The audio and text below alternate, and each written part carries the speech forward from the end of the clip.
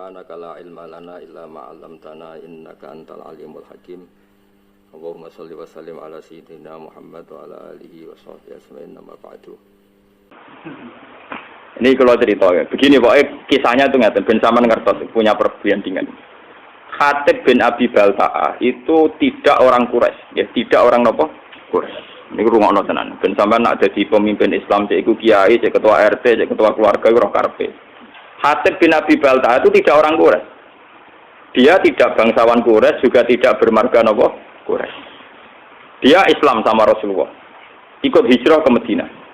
Kalau sekali mukadimah, yang jelas itu Nabi hijrah itu ketika berlatihan dari Nabi 13 tahun. Latihan Nabi ini Mekah, gak sukses mergo Mekah glodok, kenapa? Glodok. Sehingga kabeh ulama sepakat umur nubuwah Nabi 40 tahun. Nggih, latihan dakwah tenggene Mekah niku 12 tahun, 12 luwih sithik. Sehingga orang bilang 13 tahun. Setelah itu hijrah ke Madinah. Ringkasnya cerita soal hijrah ke Madinah. Sebetulnya hijrah ke Madinah itu hijrah yang ketiga karena dulu Nabi pernah latihan hijrah ke Taif nate nang Habasah apa? Nate, tapi hijrah paling sukses teng di Madinah sehingga semua penanggalan sejarah pokoknya Nabi hijrah ke Madinah. Semuanya nak rugen diterangno detail malah ora paham malah ruwet pokoknya bar Mekah tidak apa? Madinah pokoknya sing roh sing gampang-gampang kok. Nah, ketika di Madinah itu di beberapa peristiwa perang Khatib bin Abi Balta'ah itu melok termasuk daerah perang napa, Bah? Ini yang perlu sampean catat. Saya ini seorang gus anak kiai, putune kiai. Paling repot tuh nak ngadepi masyarakat. Ngeten iki kasusnya ngeten. Ben sampean tahu cara Rasulullah menyelesaikan. Khatib bin Abi Balta'ah karena tragedi hijrah itu sebuah tragedi. Tentu orang itu tidak sempat mengamankan harta-hartanya. Padahal rata-rata orang yang hijrah itu yang meninggalkan harta dan keluarga. Misalnya bojone orang Islam, anak orang Islam ditinggal. Dunyane cara omah rong dikunci, aset-aset rong dipasrahno kudu cepat-cepat napa hijrah. Karena keadaannya emergensi, tentu cepat-cepat ninggal. Termasuk bawa-bawa nom barang ditinggal. Karena wong Arab ora harus dibojo sitok. Mboten iki nanti ini guyon tapi nanti menjadi ilmiah. Masuk babonan-babonan nom napa ditinggal. Bener sampean kok ceritanya. Akhirnya sahabat Muhajirin yang Madinah itu tanpa bojo. Makanya kata cerita sahabat Ansor bojone papa itu kowe karep di milih iku ya tak pegat ngono idabar rabi kowe. Sehingga bojo pertama sahabat Muhajirin adalah bojo bekasnya sahabat napa? Itu semua ahli tarikh sepakat begitu. Karena bojo-bojo yang belum Islam atau apa masih ditinggal di Mekah. Nah, karena Sayyidina Umar itu bermarga Quraisy, orang Quraisy, Abu Bakar juga orang Quraisy bermarga Quraisy. Rata-rata Muhajirin itu margane Quraisy. Atau punya pertalian darah dengan orang napa? Quraisy. Sehingga ketika mereka merasa nyaman di Madinah, ya sajane ana nakalane ana sok sucine. Sok sucinya begini. Mereka sudah dipuji-puji bahwa karena hijrah itu meninggalkan keluarga dan harta.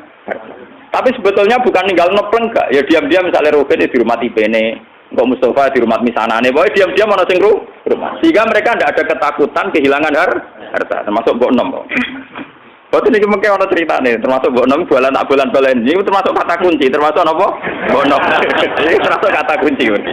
Memang benar sejarah. Nah, suatu saat Rasulullah itu karena sudah perang Badar mendekati Fathu Mekah sekitar tahun 667 karena Fathu Mekah rata-rata ulama membuat penanggalan tahun 8 apa Hijriah. Setelah itu kan Rasulullah tinggal 2 tahun lagi wafat. Nggih. Setelah itu Nabi haji wada dan menjadi haji terakhir. Nasi Khatib ini karena tahu Rasulullah suatu saat kembali ke Mekah dengan kekuatan penuh dan pasti menang. Perlu dicatat, Khatib ini sudah tahu kekuatan penuh Rasulullah. Bahwa Rasulullah sekarang orang yang sukses, punya pasukan yang terampil, semuanya punya orang loyalis yang hebat. Mesti nak masuk Mekah itu menang kan. Wong perang Badar ya menang wong Islam, beberapa perang menang napa wong Islam. Akhirnya Khatib kirim surat.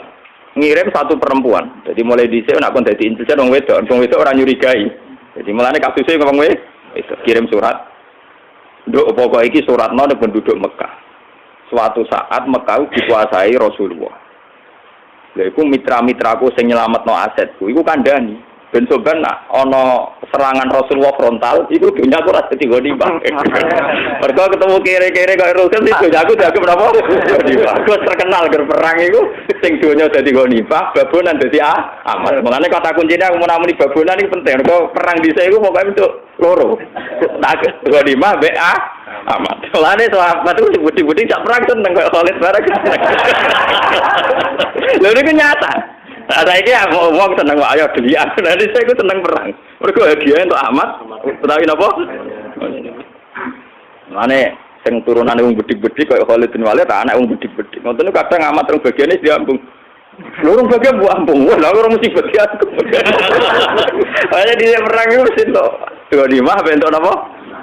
Hasil si Hatib bin Abi Balta'ah ini apa itu kirim surat supaya aset-asetnya diamankan.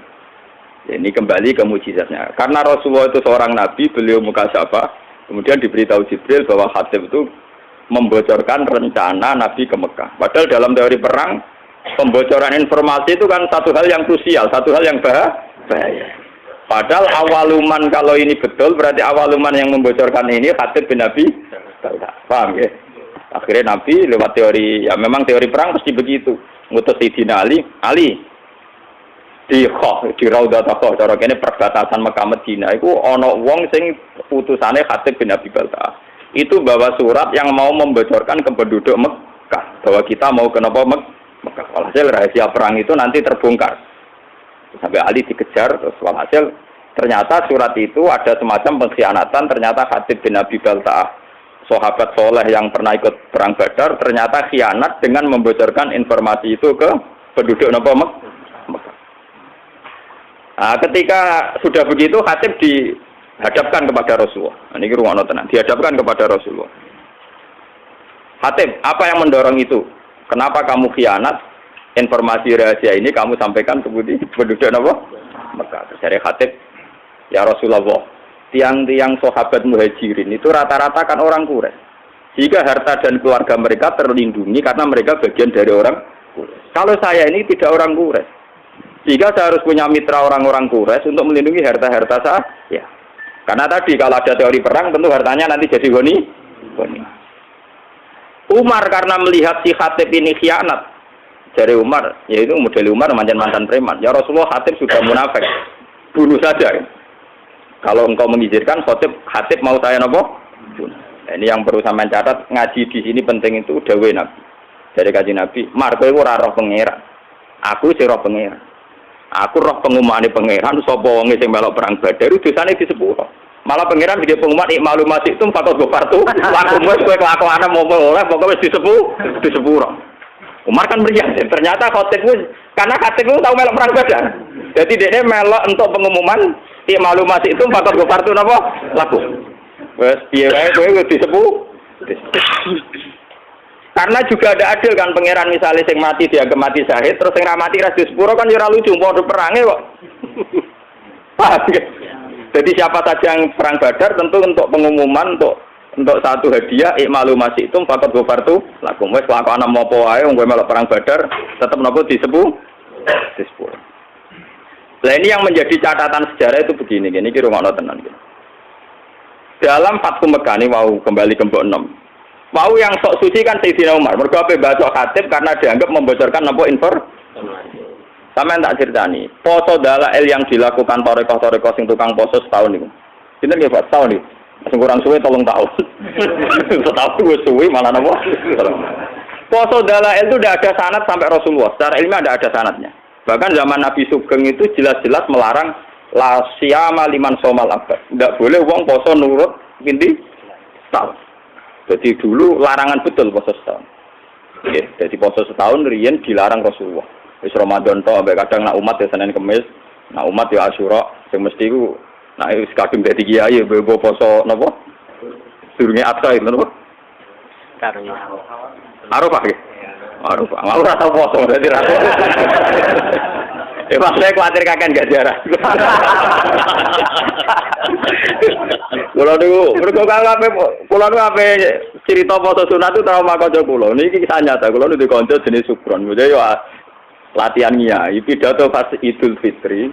Man soma Ramadan summa atba'u sitan min Syawal fa kana wa soma daro napa? Kula. Pokoke melepok pokoke fadile poso 6 dina Syawal. Bareng hari kedua ketiga tamune cek poso dekne ra poso. Tamune mau lugu-lugu wong awam. Ih, Jebule jenengan bodoh niku. Kula mau arep jenengan jebule jenengan gak poso. Ndekne ning kula kapok wong iso suci. Ning tuan kula wis kula arep jenengan kapok. Jebule banyak umat sing poso niteni. Wong sing do poso 6 dina do tuan ndekne. Syukrane rokokan tenang.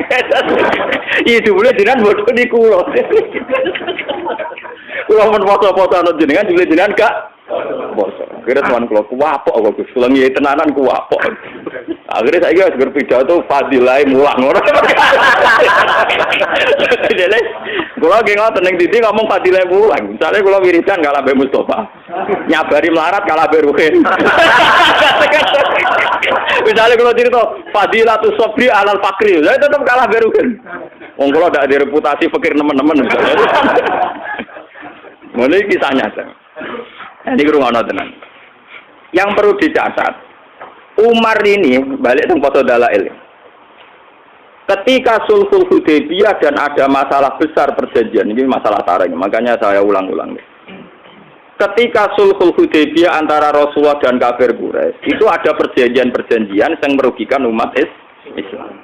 Gini, saat itu kata orang-orang kafir, "Mat, kamu boleh tawaf, tapi tahun depan kamu nggak boleh mempengaruhi orang Mekah supaya masuk Islam. Kalau sampai ada masuk Islam harus kamu kembalikan menjadi kafir lagi. Tapi orang Islam yang menjadi kafir, rasa balik nomat menjadi asal usulnya kafir."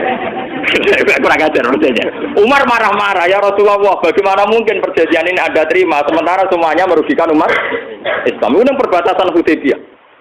Perbatasan apa? Hudaybiyah. Ini rumah tenan. Muatat Umar, yo sok suci muatat. Mumpun Kanjeng Nabi perang mawon timbang ino, timbang napa? Ino. Dari Kanjeng Nabi. Ora marung, aku rene niat umroh, padahal niku Nabi niate napa? Umroh. Aku rene niat umroh ora niat perang. Karo dene ora nggo alat perang, Mar. Lah sing lucu, Kanjeng Nabi ya tahu disangsikan sampai belum pernah Sayyidina Umar bantah Kanjeng Nabi dan menyangsikan kenabiannya Kanjeng Nabi kecuali dalam peristiwa Hudaybiyah. Kanjeng Nabi yo duwe seni. Walhasil Kanjeng Nabi itu ketika mendekati Hudaybiyah itu Nabi ketok senyum-senyum seneng. Nabi ya aneh, itu seni. Ketok senyum-senyum. Takoki Mbak Umar ya Mbak Abu Bakar. Ya Rasulullah, kenapa engkau kelihatan sumringah seneng? Barusan tadi malam. Laqad unzilat alayya lailah suratun ahabbu ilayya mimma talati samsu. Aku bantuk surat sing informasinya itu sangat menyenangkan. Oh, iku luwih seneng timbang donya sak isine. Nah, termasuk surat itu latat khulunal masjidal harama insyaallah aminina muhallikina napa rusakum wa muqas sirin. Gini ku surat Fatah bahwa orang Islam dijamin masuk Masjidil Haram aminina dengan keadaan sentuh. Sahabat itu seneng, wah iki kasil tenan informasi kon Nabi kan gak ngarah salah. Wah kasil tenan iso tawaf iso mek. Ternyata Sulhul Hudaybiyah ada problem. Ning rumah ana gitu Hudaybiyah ada napa? Problem. Umar di kesempatan lu jenengan dhewe sing critakno ayat nak kita bakal latat khuluna Masjidil Haram insyaallah amin. Kok malah kejadian ngeten ra iso mlebu-mlebu Mekah. Kanjeng Nabi cek jawab aja lu. Ya tapi ayat iku ora muni taun iki, Mar. Tapi ning ayat iku ora ono taun iki, Mar. Ya Pak Umar iku, Umar kotom iku sing ada wong tenan wae. Wes gak terima deh, takut Abu Bakar. Abu Bakar jawabnya ngono. Abu Bakar malah lebih eloknya cakemnya. Ya tapi kan ini Allah mas. Coba ini cerita, kita ngerti bahwa sahabat itu mangsa menurut sapian terus ada problem-problem sosial. Latat kulun nal Masjidil Haram apa? Insya Allah tuh kalau gue nak ngiyai mesti enak. Kok enak? Ya kan ada jaminan saiki. Betul kan? Lah repot. Nak sobeda rapper kan? Yang tim mati tenan. Nah, ini walhasil terus.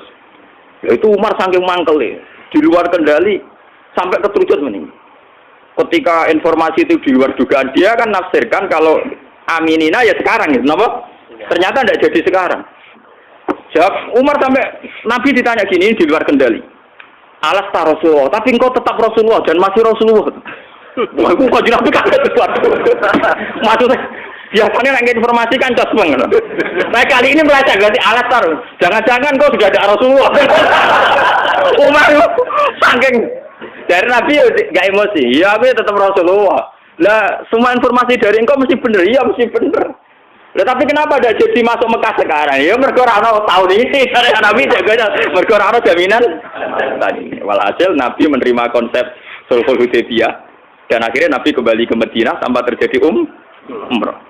Sampai 2 tahun kemudian baru terjadi apa? Nah, itu Sayyidina Umar akhirnya nyari anak poso dalan. Buar ini Madinah dia sewajar. Jebule ngotot bantah Nabi dia ora kangen Ka'bah. Duwe bodong kowe. Jadi dia ngotot bantah Nabi ora kangen Ka'bah. Munamuni apa tuh aku ora ono pikiran tuh aku ora ono. Mergo kangen mbok enom sing suwi ra dikumpul. Saiki wis itu gerbang Mekah lha yo gara-gara kangen mbok enom kok aku bantah Nabi ngantek ngono, paham ya? Terus dia sumpah-sumpah pe poso setahun. Mulane poso setahun niku sanate dalil ila Umar radhiyallahu anhu. Iku ngaparoi ngempet mbok enom. Nganti bantah sinten? Mulane terus dadi mitos nak poso dalail nyebur dosa. Mergo dosa bantah Nabi kelebur, meneh dosa ringan-ringan gampang. Niku ceritane. Sehingga Umar lah awaluman sing mensyariatkan poso napa? Gara-gara mangkel. Gara-gara mbok enom wae dekne bantah Kanjeng Nabi modho ni Ka'bah. Engko sithik-sithik meneh kangen tawaf. Kan ning teke dhewe ora ono kamus tawaf ora ono. Paham ya? Kamus tawaf mboten enten. Lah niki balik teng Khatib bin Abi Balta. Khatib ini pula juga di mbok enom di keluarga. Paham ya? Nah, mulane kula ini yang kaitan dengan saya dengan para anak-anak kiai. Maksudnya sing waras sing gelem mikir agama. Niku memang kesulitan. Misalnya saya ini hafal Quran, saya ngapalkan hadis. Sampai sekarang saya masih belajar, masih berburu kitab. Masih berburu kitab. Dan saya menikmati belajar agama, nikmati mulan. Tapi kan tidak semua orang Islam yang punya nasib kayak saya. Yang punya nikmat kayak saya. Jika saya tidak bisa, ada orang Islam tak dorong pokoknya kan berapal Quran, ngalim mesti ditanggung pangeran, tidak bisa. Mereka ada yang dari keluarga yang punya tradisi kerja. Kadang dari keluarga yang logikanya harus PNS. Dari keluarga muslim yang baik tapi logika wong kudu nasibnya jelas, duwe toko, duwe pekerjaan dan sebagainya dan sebagainya. Ini harus kita maklumi. Harus kita apa? Maklumi. Kalau tidak nanti Islam ajur-ajuran seperti ini. Rasulullah ketika Umar tidak menerima kesalahannya Khatib bin Abi Balta, dia agak munafik. Mereka bocorlah informasi. Tapi ketika Khatib menjelaskan ke Rasulullah, gini ya Rasulullah. Orang-orang muhajirin itu tenang saja di Madinah. Karena mereka sadar keluarga dan hartanya diurus kerabat-kerabat mereka. Saya tidak punya apa-apa. Saya harus punya kiat-kiat untuk hartaku Tapi apa kata Rasulullah? Ternyata Rasulullah, ya kamu ada kepastian dari Allah bahwa Allah Ta'ala innahu qad sadaqakum. Allah benerno alasanku. Tiga mana ngeten? Saya ini anaknya kiai. Bapak saya kiai, mbah saya kiai. Umpama aku sangka ngalim nganti tuwek nganti matek ra di pekerjaan. Pokoke anggere mulang istiqomah abad asah. Kuwi wis gede prestasi. Temenajan to kere klunak-klunuk mek kukar-kukur ngono wis gede prestasi karena ukuran sukses anak kiai mulang istiqomah. Bayangno misalnya keluarga yang matre atau PNS atau apa. Kan enggak mungkin wong ngono udah gede prestasi. Urip ora jelas. Nah, tentu santri-santri soleh yang dari keluarga ini jangan salahkan nah orientasinya bisnis. Karena ya itu tadi konteksnya beda. Lalu saya biasa debat sama Gus-Gus sampai maki-makian. Ini cerita-cerita ilmiah saja bukan. Lagi lagi. Dengan sinau tenanan perkara ini dihormati dicucum. Engkau pondoknya jelas, ngulang jelas. Nak Rukin kan sinau tenanan dia ngerti rade pondok. Engkau kitab tak foto-foto takokane bojone iku dadi dhuwit ta ora. Lenda kan konteksnya beda sekali. Tentu dari keluarga yang punya kesadaran, enggak keluarga saya kan enggak ngerti kok. Enggak kena sinau untuk apa kan enggak. Bapak saya ada pernah tanya gitu, bapak saya juga ada pernah tanya gitu. Malah narang alim takon sana. Ada kiai jirang alim. Nah ini kan ya kasusnya Khatib kayak gitu. Makanya ini ya, kenapa ini saya ajarkan di sini biar apapun kebaikan yang kita sarankan jangan digeneralisir, jangan disamaratakan. Kebaikan tetaplah kebaikan meskipun dengan varian yang berbeda, Wong saya di desa saya itu berkali-kali kalau saya diberi kesempatan mengidahkan, saya 5 tahun itu pidato sekali, jarang kali saya mau pidato. Biasanya 5 tahun sekali, 4 tahun sekali, wong-wong udah kumpul dengan kepengen kulo pidato. Ini kulo pidato setengah jam. Kalau nak pidato kayak simpel mawon. Sesuai jenis anu saya dan senegani pengajian sing saya, buatan bin saya, sing turu bin saya, sing tengah-tengah saya. Wong Islam itu gampang. Itu tak ceritani wali sing turu nih. Soal, jadi neng Ihya ono cerita lucu. Ana wali nak rino ku poso, nak wengi niku tahajud. Wes salat sunat apa dilakoni, poso model piye napa? Dia karena merasa suci karena amalnya entek ngamek. Ndekne golek saingan wali. Ya Allah, apa ada wali yang setingkat saya? Ternyata pengiran dituturo wali sampeyan turu. Itu ngilir bedak salat. Gak terima, itu saja wali itu tukang turu gak terima. Jadi ini cerita nyata nih. Ya Allah, gimana mungkin orang yang turu ngorang-ngorang mau tanginnya beda sholat fardu, derajatnya sami kalian ku.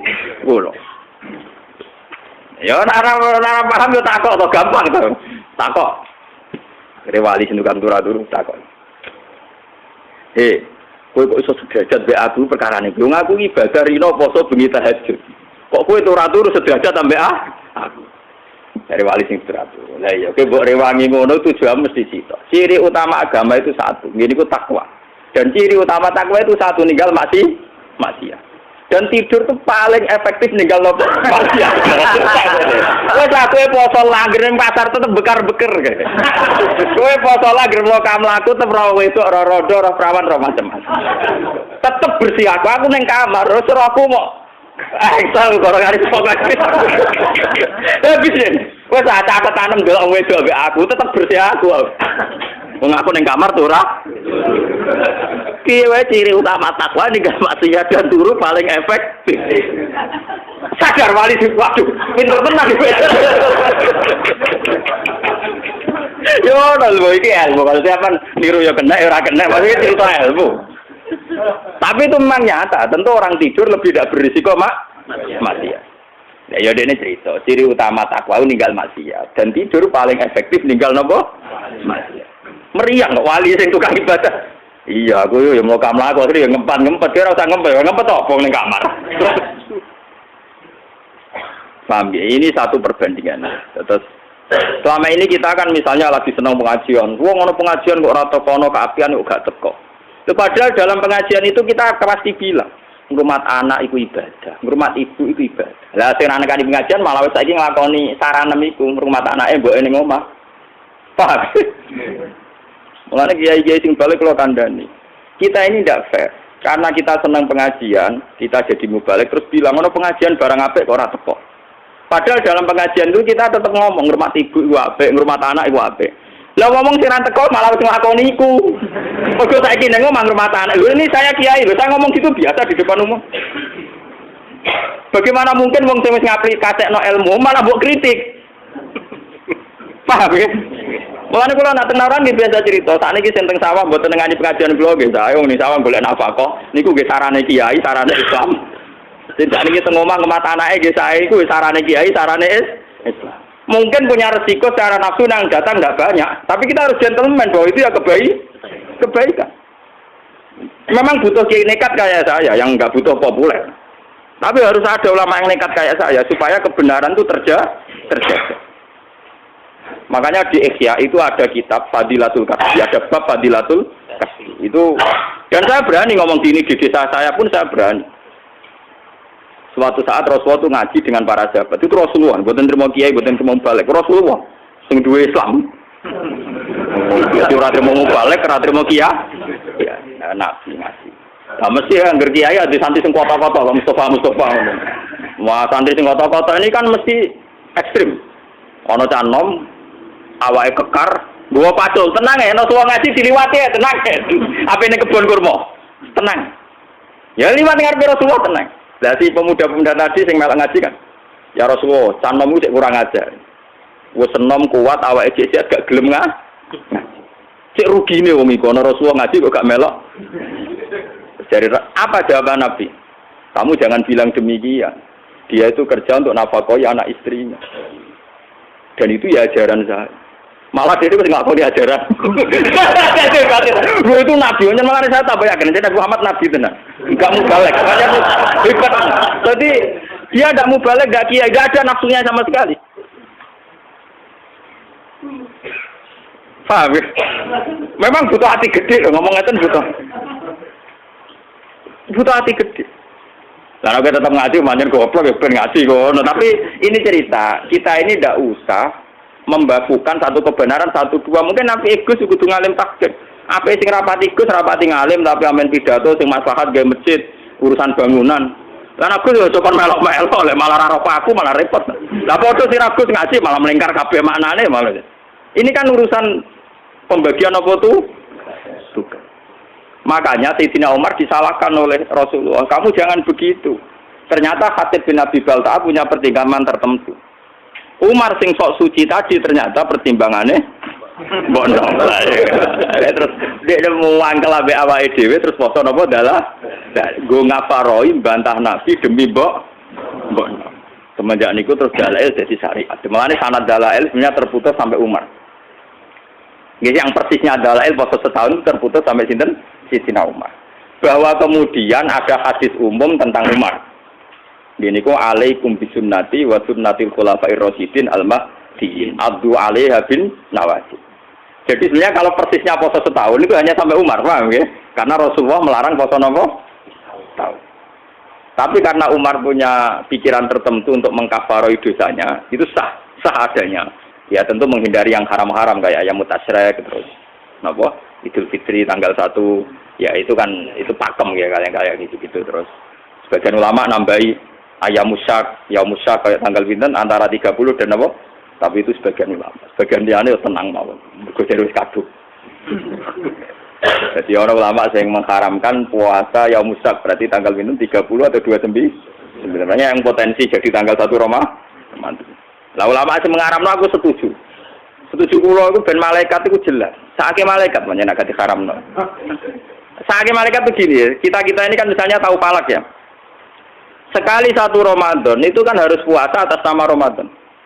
Kalau orang yang biasa dalail tidak pernah jeda dan itu terjadi sak, misalnya orang khilaf Ramadan itu apa Senin apa Ahad. Orang masih nopo? Khilaf. Tentu aturan fikih kan itmam. Itmam misalnya nunggu selesainya 30 Sya'ban. Ya, 30 hari ya, minggu 30 hari. Ketika itmam selesai kan dia mau tidak mau harus bagian dari Ramadan. Tapi itmam kan juga ada masalah. Sekarang fikih-fikih modern itmam itu ada masalah. Masalahnya gini, Pak. Misalnya saya meyakini Sya'ban itu sudah itmam 30 hari. Itu masalahnya kan penanggalan 1 Sya'bannya saya misalnya Ahad. Coba bagi orang yang awal nanggali Sya'ban itu Senin. Itmamnya kan yang mundur gitu. Paham ya? Makanya di fikih-fikih modern sekarang istilah Ramadan ditoleransi sampai 4. Itmam itu tidak menyelesaikan masalah karena kalau ngitungnya dari Sya'ban sudah beda. Paham ya? Selama ini kalau kiai pidato kan hanya cerita, oh nak bingung yo gampang, pokoknya fakmilu data Sya'ban salah sina yoman. Loh tapi salah sina yoman yang awal Sya'ban itu besok. Paham ya? Loh mungkin loh. Paham Mas Abu ya? Salah sina yoman Sya'ban jebule sing sitok misalnya Mustafa ngitunge Ahad, sing Rugen ngitunge Senin. Tak tetep ikmalilah mundur kan? Nah, orang yang biasa gak poso kayak aku gak bingung no malaikat. Karena jelas catatannya bahak ra poso, bahak poso. Lah sing biasa poso dalail malaikat iki dicatat bagian dalail apa Ramadan kan. Paham. Jadi kadang wong ibadah ora diperhitungan sake malaikat. Mergo niki bingungno. Mulane rata-rata ulama, jumhurul ulama mengharamkan yaumus syak. Aku cocok. Mau ana poso sekarang lu cocok kok. Mergo ya mergo ora usah poso niku maksudnya. Mergo ora usah napa? Poso. Loh karena memang membingungkan. Nah, sebagian ulama mengatakan ini cerita ilmiah ini masih cerita sahabat. Termasuk zaman sahabat kados Ibnu Abbas, kados sahabat-sahabat sing hati-hati. Ya sahabat riyen wonten sing alim bedhik, kados kula niki kathah. Alim tapi diperhitungan, pokoke seneng sing haram-haram poso seneng. Mergo wis ora poso untuk ganjaran. Mergo ciri utama haram nak ninggalkan ibadah. Jadi sing poso iso ngenyek ge kuat. Goblok kowe poso. Poso ya musaku haram mbok lakoni. Kowe wis poso untuk dosa. Wis poso untuk dosa. Aku wis ora poso untuk ganjaran mau ninggal barang haram.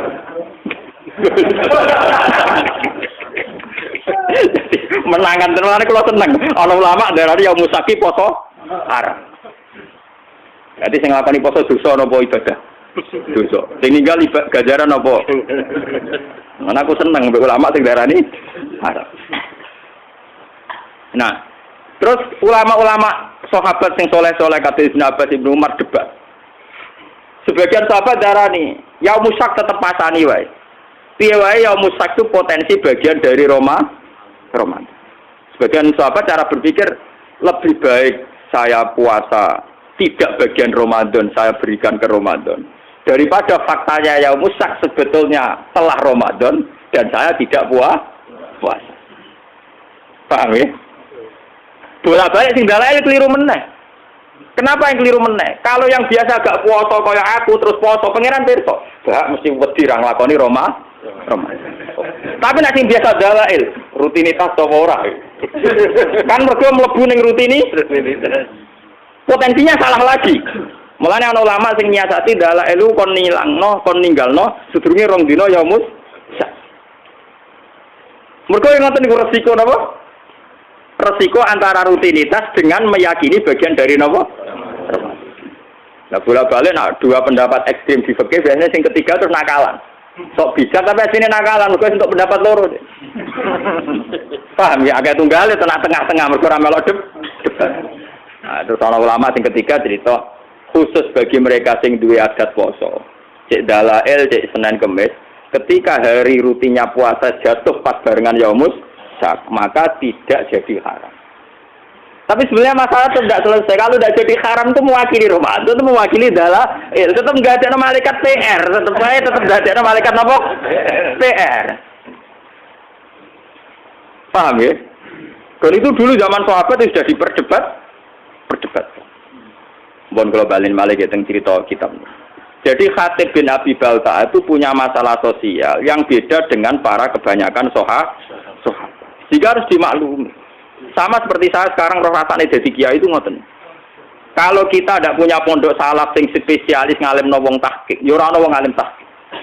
Soale pondok nak kurikulum, golek wong alim tahqiq kange. Tapi ketika kowe anti ijazah, yo repot.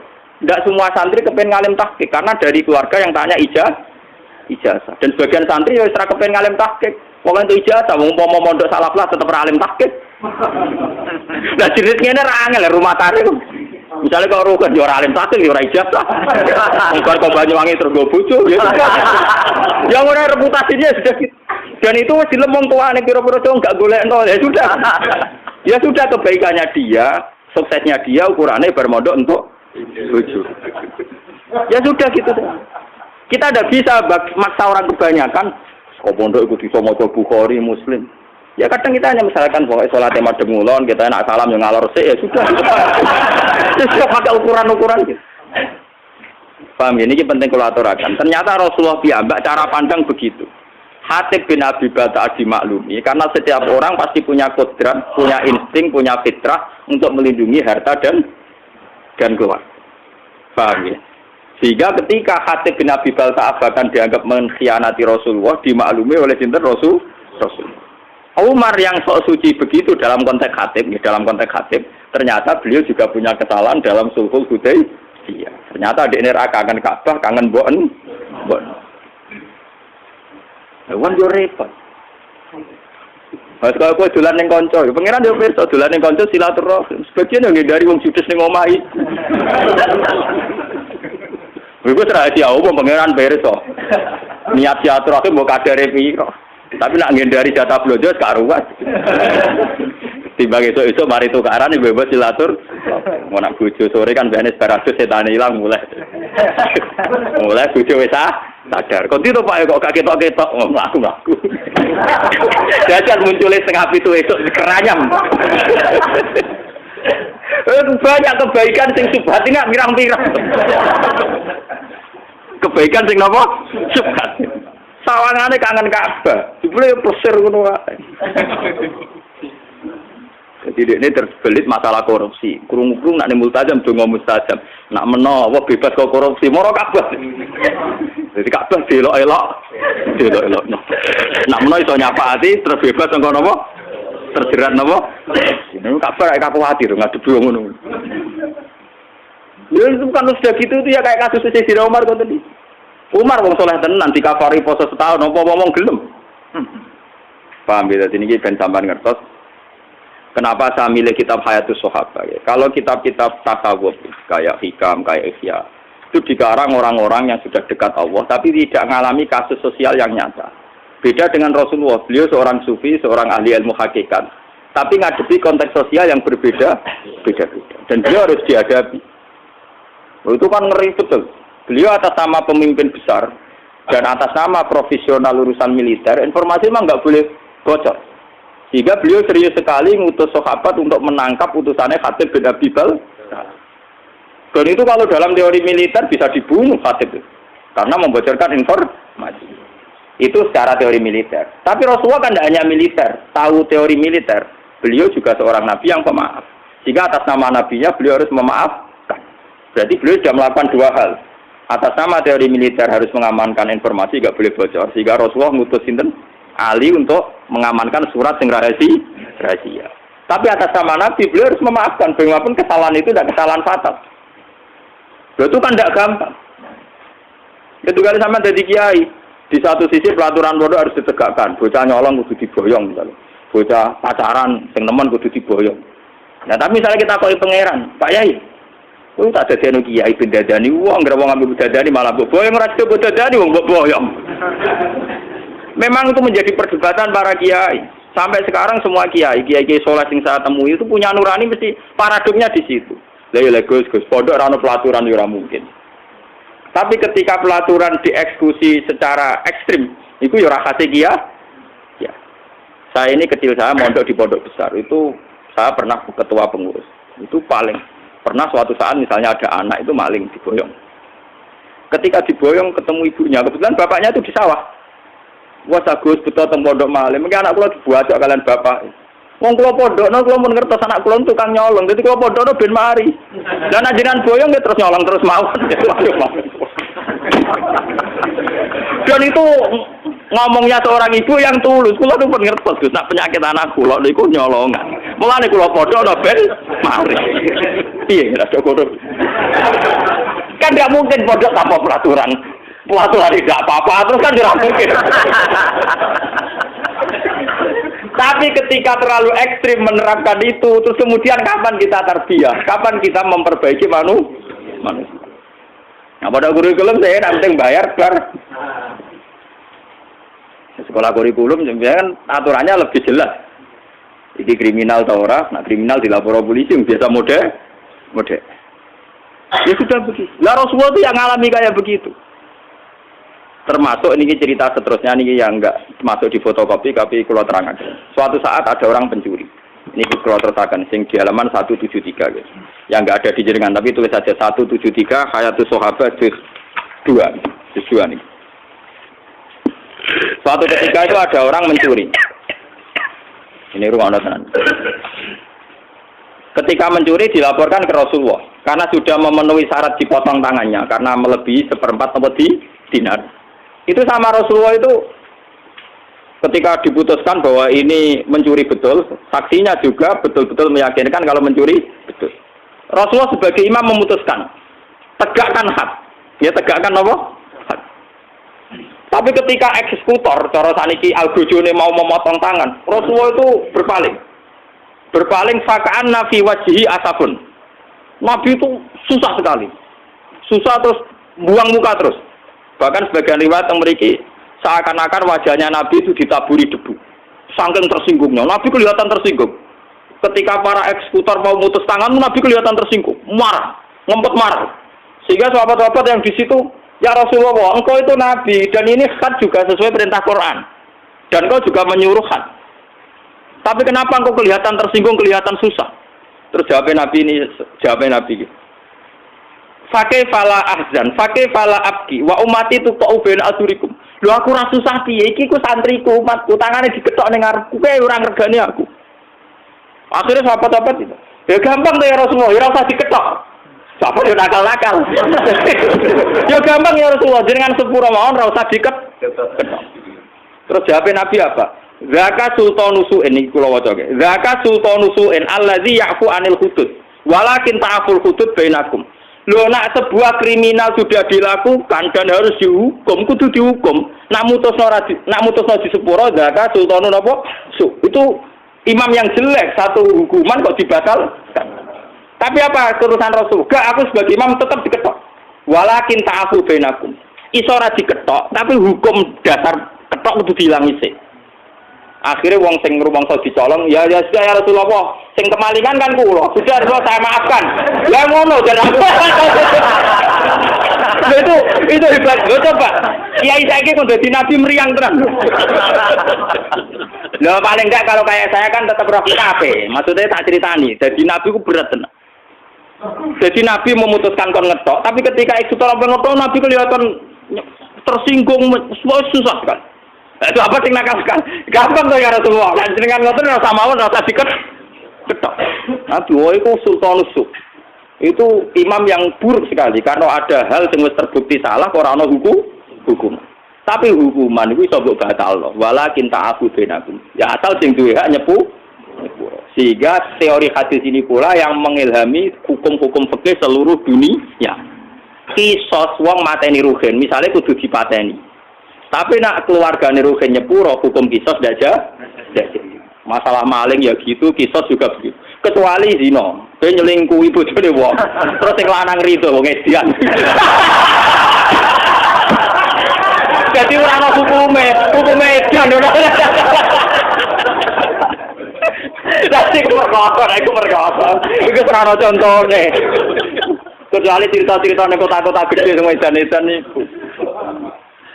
Wah, iku ora ana pembarane mulane kula niku wis ngalim ngene cek kalah mek kanca kula. Gus kula nang ngalim kalah mek jenengan, Gus. Tapi nak guyonan hukum tetep pinter kula. Dene sak urip-uripe ngaji mek kula, tapi nak urusan guyonan hukum menang dekne. Pancen ra ngalim kan uteke akeh. Dene nate tangkel kula. Gus, jenengan tak bedheki, nak iso lho Gus. Oh, nak ngalim kula ngakoni kalah, saya nek iso jawab niki hebat. Dosa napa sing Allah ya ora seneng, setan ya ora seneng. Umumnya dosa kan setan seneng kok. Iku setan ora seneng. Apa jadi nyelingkuhi bojone setan. Iku Allah ya ora seneng, setan ya ora apa. Kok ora aja. Jadi dia nang contoh dosa sing apa ya ora seneng setan. Wah aneh ta kon iki. Oh, dosa. Iku nyelingkuhi. Iku apa ya ora seneng piye wis zina. Setan ya ora seneng ya bojone. Allah karib. Mulane saiki terus mulane Gus, minuman keras nak diombe wonge mati diteket setan. Wong minuman setan diombe. Setane gak trimo. Allah yo ora seneng perkara minuman setan. Setane yo ora seneng, ngombene ditipek. Mulane hukumane berat Gus, jane mati ya. Kok Allah yo ora seneng. Kok nak maksiat setan seneng, jane setan nulung. Iki lah yo ora nulung, mergo mangkel minumane dientek. Lah kok apik utekam lha ya Gusti ora ngalim kudu ngembangno ngene iki. Nek niku sing nyarano kula, wis Gus ra usah dadi wali papan atas, ora usah dadi wong saleh nemen-nemen, ora enak. Lah ora enak. Engko nek ning swarga bareng Nabi Ibrahim Muhammad ra iso rokokan. Soleh biasa-biasa wae kok tetap awar kula santai Gus. Jadi semoga jare nak soleh nemen keluargane awar Nabi meriang Gus. Wah sumpah aku dilak-diluk terus kan gak enak. Jadi swargane biasa wae kok nak kangen Nabi sowan. Lah iku carane yo soleh yo nemen-nemen. Ngajar kira. Lah iki nek wijine rasional urusan ngono. Omongan kita pe blobor tapi nak urusan ngono den. Ya semoga-moga rezeki mi utak ngono iku. Bang, terus ini memang kenapa ini saya dari rumah tak niati bahwa kitab ini difotokopi. Memang kita sebagai tokoh agama repot ngadepi fakta-fakta sosial macam. Tapi apapun itu sikapilah meneladani Rasulullah Shallallahu Alaihi Wasallam dengan mengkaji kitab-kitab kayak ini. Sama ndak harus gimana sudah ini kitab dikarang oleh ulama hadis sahabat itu terkenal. Saya di Mekah umrah itu 8 hari tiap malam itu ngaji hadis sahabat. Cari sesa yang sedang ngajar hadis sahabat. Jadi saya umrah 9 hari itu kalau malam belajar Bukhari dengan hadis sahabat. Ya saya memang niatnya sinau. Wong kula wiridan ya ora kuat. Jadi berkonco-konco enggak umrah lagi, Kak, bisa naik cukup. Sinau aja. Karena pikiran saya sederhana, saya ini ulama, ora usah kon umrah bolak-balik. Wah ulama ya benar kitab Iqra bismi rabb. Ora ono niku Quran dimulai tuh bil baiti ora ono. Pertama yang kon maca. Nabi Adam pertama digawe wa alama adamal asma. Berarti semuanya itu dimulai dari unsur ilmiah. Ora ono cerita liyane ilmiah. Lah aku ulama, jadi sebenarnya sinau.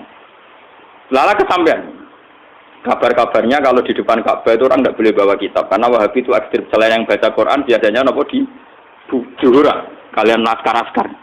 Nah, kalau ya goblok. Kalau kitab kayak Bukhari itu kan standar dunia. Orang Wahabi juga maka. Jadi kalau saya jam 2 itu belajar Bukhari sampai subuh. Ya hanya gitu kan sepi. Ya karena belajar wong alim itu wadah kan gak boleh rujuk, gak boleh makno.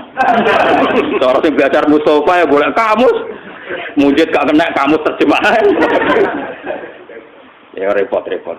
Malah kabeh sing bingung piye riwayat. Jadi kalau malam itu belajar jam 2 sampai subuh. Biasanya santri-santri sarang yang di sana ikut ngaji. Meskipun sudah mondok di Mekah ya, Gus kalau ngaji lagi sama jenengan, memang dulu muridnya saya ketika di sarangnya ngaji lagi Bukhari. Sehingga saya pas di Multazam itu hanya berdoa, ya Allah, saya ingin mewarisi Rasul Engkau yang Engkau titahkan, Rabbana wab'ats fihim rasulam minhum yatlu alaihim ayatika wa yu'allimuhumul kitab wal hikmata wa yuzakkihim. Bahwa Rasul Muhammad itu disifati Quran itu hanya tentang ngajarnya. Seorang Rasul itu apa? Rasul adalah orang yang mengajarkan kitab Quran. Wa yuzakkihim wa yu'allimuhumul kitab wal hikmata wa yuzakkihim. Sehingga seorang ulama kalau warasatul anbiya, ciri utamanya itu hanya ngajar. Bahwa kemudian wajib haji, nak ditakdir wajib. Ini gue. Ya kayak kula mari kadang wah ya repot. Kalau itu cara melarat malah enak mikir kaji. Kadang ditakdir mampu napa? Nah, rugen kalau tak, wah keluar kepikiran belas terus ora wajib. Oh, sekali pikir gowo-gowo. Tapi memang ya, kalau ulama itu watak dasar yang wajib gak bisa dihindari itu mulang. Karena ketika Nabi Ibrahim itu ingin punya anak cucu yang jadi rasul, itu berdoanya Rabbana wab'ats fihim rasulam minhum yatlu alaihim ayati. Harus ada alaihim. Setelah dia alim Quran harus dibacakan ke orang banyak. Kayak saya ini dibacakan ke orang banyak. Yatlu alaihim. Jika hubungannya ulama dengan umat, usahakan hanya hubungan ngajar. Dan itu saya praktekkan. Saya di Bojonegoro habis ngajar ya pulang. Di sini habis ngajar pulang. Jarang saya nimba tamu. Sekali ulama di luar mulang hubungan dengan masyarakat. Setengah dukun. Kemarin jodongano jembar rezeki ini, sing buka toko ya ben penglaris. Paham ya, sing dudo-dudo ya kepenang payura. Itu udah harus ulama sekali bersaya sing nangani ngono-ngono iku, Pak. Selain aku ya ora duwe donga-donga sing iki buka toko, iki buka pom, iki ora duwe ngono. Wah, nek sing kiai ngoten wae ono ae dongane. Buka toko ben laris. Istiwa si bebas wae akad legi apa kok. Sesuai wae ono cara-carane opo piye. Mungkin sih ra toko kok carane. Ana-ana.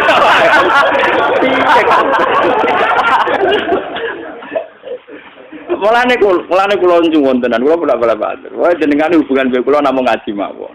Ora satuan-tuan kudu. Kula iki mbuh metu suwani. Mudi untuk nganti sani wae rejuk mulat nyoro tenan kula. Ini kula cerita kalian dari Lukman. Di Rembang itu ada pondok besar kawasan santri. Niku teng kawasan Sedan. Niku keputusan niku haflah akhir sana niku ngundang kula. Ngundang kula kan pidato mau itu kasana niku. Kalian seorang kiai. Yang jelas, kalau calon muka lagi lah mau itu hasan. Panitiane sowanku. Nih Gus, pokoknya jenengan kiai-kiai pun persona jenengan ragilem pidato. Tapi ini kedapurun, karena ini sudah keputusan para kiai. Aku kiai kok kon duduk keputusan kiai malah lucu toh kira. Aku kiai, jadi ra wajib duduk keputusan apa? Apa ki panitia waduh yo selalu. Kalau lagi tenang aja mbek guyon. Aku iku kiai yo coba intimidasi mbek keputusane napa? Kiai. Dikandakno ning para kiai sing mutusno. Jare Gus Pak sendiri juga napa? Akhirnya kapan-kapan ketemu mbek ketuane kiai. Wah aja teh cangkem. Wah aku ngundang kowe ra mergo saking takzimku ben ya ben ngomong kene untuk barokah ngalimmu ngene-ngene. Aku tuh rabakat. Nah sebetulnya itu ya baik, macam nak sing pun bakat pidato nggih monggo nak rezekine kok menapa. Tapi nak sing kados kula nu ampun diundang. Di bangkaman kecewa. Ngono pula balik. Wingi to tamu ke situ foto. Gus niki kudu jenengan pidato situ foto. Kula pun ado-ado sowan mriki mosok boten jenengan turuti. Jaman tuwa ya nah. Padha aku nuruti kowe ya ora gono masuh to. Kowe aneh-aneh. dong kon regani aku dari situ Bodo Rembang Wadon. Lah aku nuruti kowe ya ado marane ngono. Lah nek mentolo ngel-ngelo Kiai Imam. Mboten Gus mboten. Nyuwun barokah mawon. Oke, nggih kula kapan-kapan kalian pengurus pondok mriki mon sowan ngaji. Ha ngono apik, waras ya. Dari memang saya itu bukan bapak ya. Artinya ya kalau yang bakat pidato nggih monggo, sing bakat mubalagh nggih napa monggo. Tapi sing bakat ngalim yang statistik yang terdokumen kayak saya sudah begini saja. Biar ada tradisi setiap ilmu itu ada marojek. Saya itu kalau ngaji saya tahu wong kok Rukin ngomong apa percaya umpamane ra paham. Tapi tetap tak dudono kitabe. Meskipun aku ya ora yakin orang sing takok Rukin Gus Bak mulang kitab apa ya ora takok. Tapi secara akademik, standar akademik sebuah ilmiah harus ada rujuk. Dan rujukan harus diketahui kitabnya apa, halamannya berapa. Jadi sama enaknya. Paham ya? Makanya yang bakat kayak saya sudah begini terus, mungkin sampai mati. Tapi nak mati ini suwe-suwe kan ya suwe-suwe itu guys. Sampai umur suwe-suwe lorong. Kalau niku mau umur tua gara-gara trauma. Jadi Nabi Ibrahim itu suatu saat donga, dia ya tahu keliru donga ya tahu. Kayak Nabi Ibrahim lah, ya Allah kalau kepen umur panjang. Mbak pengiran lah dijawab. Betul apa? Nabi Ibrahim umur panjang, mbak pengiran lah dijawab. Suatu saat dia ditamu wong tua, untune wis ra ono tuwek nuno. Disuguhi kurma ben apa? Anggur sungguh wabang sing mateng. Tiap dipangan meler-meler sebelum meneh. Nabi Ibrahim itu sampun Gusti waktu buka mboten situ. Dene kuwatir meler-meler. Jadi pengenan ora dijawab. Ana satu wong tua. Ora ono untune mangan apa? Anggur ana aire to. Ono kan. Lha iku ngerti pangan meler meneh ceblok meneh meler meneh. Langsung ya Allah kok situ. Terus akhirnya alami mawon Gusti. Lah kowe kepen tuwa barang kok lha opo? Santri ra duwe putu bosen ngrumat, bojo judes. Anak bosen ngru. Alami ya ora usah ndonga panjang umur. Wis wae ndonga ya. Gusti kalau sebaiknya hidup ya hidup. Kalau sebaiknya mati ya mati. Gitu aja kok re. Memang ajarannya Nabi Muhammad kan gitu. Ahini makanatil hayat khairan li. Wa ta'afani makanatil wafat khairan li. Nabi kan ndonga, ya Allah hidupkan kami kalau hidup itu lebih baik. Matikan kami kalau mati itu lebih baik. Gampang bahasa ini urusan pengiran itu gampang. Malah ngajari pangeran, kepengen umur napa? Wow, kepengen nak mangan meler.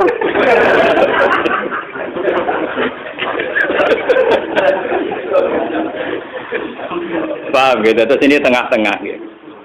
Makanya sebetulnya kayak ekstremis yang memaksa hukum Islam diterapkan secara ekstrim, itu sanadnya juga ada mutasil amat, karena memang hukum itu harus diterapkan. Ketika ada kasus, hukumnya harus diterapkan. Tapi sebetulnya sebelum hukum ini diterapkan, itu ada solusi pengcancel, pembatal hukum. Yaitu pihak keluarga atau korban tetap punya hak memaafkan. Dan itu menjadi alasan hukum jadi gugur. Paham? Dan itu seluruh umat Islam, ulama seluruh dunia sepakat. Misalnya kisos, itu bisa hukum dipancung karena membunuh orang. Itu bisa gugur kalau sebagian warisnya terbunuh, memaafkan. Begitu juga maling. Makanya akhirnya terus Nabi, warung Nabi dukung, ya sudah kalau Rasul jangan dipotong kok gampang. Orang iso, seorang imam harus mengeksekusi keputusan. Tapi jenengan kita ngoten, kita sumpah, kita apa terus. Nabi cerita, walakin ta'afu bainakum terus njare korbane. Ya Rasulullah dikimaki kula bebas no. Sakit. Ya sudah selesai. Jadi sebenarnya selalu ada solusi seperti kisos. Makanya walakum fil kisosi hayat. Tapi ya ada aturan seterusnya. Paman ufiya lahu min akhi syai'un fatiba'um bil ma'rufi wa ad'un ilaihi bi. Terusannya ayat kan indah sekali. Dzalika takhfifum mir rabbikum. Aturan ini menjadi ringan karena menjadi fleksibel. Menjadi apa? Fleksibel.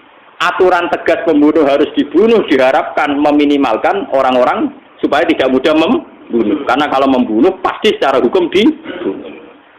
Tapi meskipun secara hukum orang membunuh harus dibunuh, ada satu pengecualian, kecuali pihak waris maktul, waris yang terbunuh memaaf. Lewat ngaji ini supaya sampean ngerti sebetulnya Rasulullah piyambak zaman Sugeng itu diantara ketatnya hukum masih ada solusi. Bagi Al-Fatihah.